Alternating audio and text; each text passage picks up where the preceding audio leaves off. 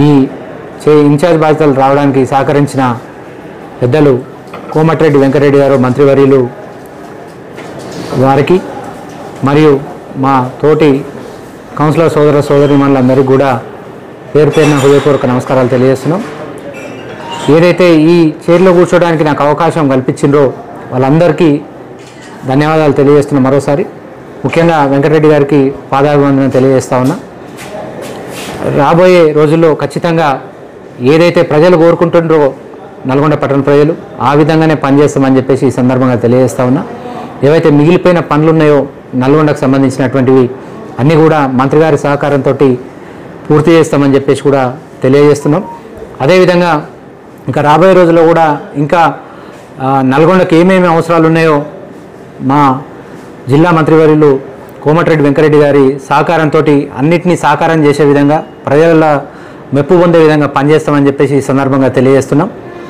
అదేవిధంగా ఇప్పటికీ వార్డులలో గత 4.5 సంవత్సరాలుగా ఎటువంటి అభివృద్ధి లేక పడిపోయిన పరిస్థితి ఉంది.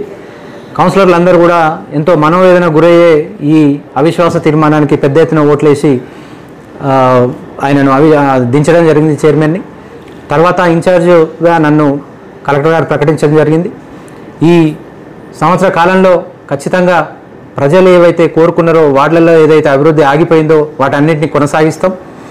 ఖచ్చితంగా ప్రజలు ఏ విధంగా నల్గొండ పట్టణం ఉండాలనుకుంటారో ఆ విధంగా పార్కులే కానివ్వండి, రోడ్లే కానివ్వండి, డ్రైనేజెసే కానివ్వండి, స్ట్రీట్ లైట్సే కానివ్వండి, వాటర్ సప్లై విషయంలో కానివ్వండి, ఇంకా శానిటేషన్ విషయంలో కానివ్వండి, ప్రతిరోజు చెత్తరైతే నల్గొండ మున్సిపాలిటీగా తీర్చిదిద్దడానికి ప్రతిరోజు నీళ్ళు ఇచ్చే విధంగా కార్యాచరణను కూడా రూపొందిస్తున్నాం.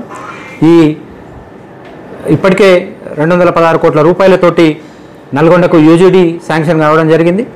అదేవిధంగా 56 కోట్లతోటి వాటర్ సప్లైకి కూడా నిధులు కేటాయించబడి ఉన్నాయి. వాటన్నిటిని కూడా మంత్రి గారి సహకారంతో వారితోటి రివ్యూ పెట్టించి అందరి అధికారులను కూర్చోబెట్టి సార్తో రివ్యూ చేయించిన తర్వాత కోమటిరెడ్డి వెంకటరెడ్డి గారితో వాటికి కూడా టెండర్లు పిలిచి పనులను కూడా రాబోయే 2 నెలల కాలంలో ప్రారంభిస్తాం. ముఖ్యంగా దేవరకొండ రోడ్డు ఏదైతే డ్రైనేజీలు లేక ఇబ్బందికర పరిస్థితుల్లో ప్రజలు ఇబ్బందులు ఎదుర్కొంటారు,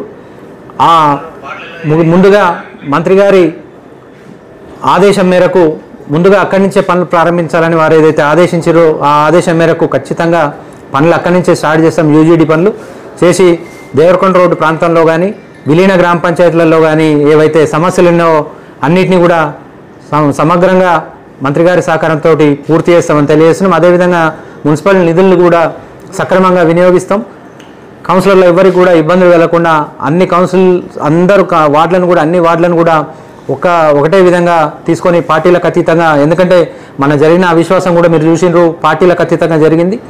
ఎందుకంటే అభివృద్ధి లేదనే ఉద్దేశంతో పార్టీలకు అతీతంగా బీజేపీ కానివ్వండి, కాంగ్రెస్ కానివ్వండి, టీఆర్ఎస్ కానివ్వండి, ఎంఐఎంకి సంబంధించిన ఆల్ పార్టీ లీడర్స్ ఓటేయడం వల్లనే, కౌన్సిలర్స్ ఓటేయడం వల్లనే ఈ అవిశ్వాసం నెగ్గింది. కాబట్టిగా రాబోయే రోజుల్లో కూడా పార్టీలకు అతీతంగా మేము డెవలప్మెంట్ మీద కాన్సన్ట్రేషన్ చేస్తాం.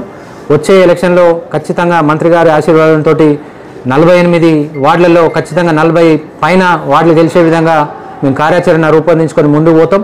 24 గంటలు ప్రజలకు అందుబాటులోనే ఉంటాం.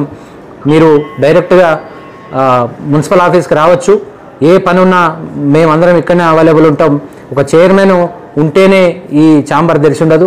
కౌన్సిలర్లు అందరూ కూడా ఇక్కడ రెగ్యులర్గా వచ్చి కూర్చోవచ్చు. దీనికి డోర్ ఎప్పుడు కూడా ఓపెనే ఉంటుంది, మూత పెట్టే ముచ్చటే లేదు. 24 గంటలలో ఆఫీస్ అవర్స్ ఎప్పుడున్నా సరే మీరు ఫ్రీగా రావచ్చు. ఒక చైర్మన్ ఉంటేనే అప్లికేషన్ ఇవ్వాలని లేదు. ఏ కౌన్సిలర్ ఉన్నా సరే వాళ్ళకి ఇచ్చినా కూడా వాళ్ళు కూడా పని చేపించి పెడతారు.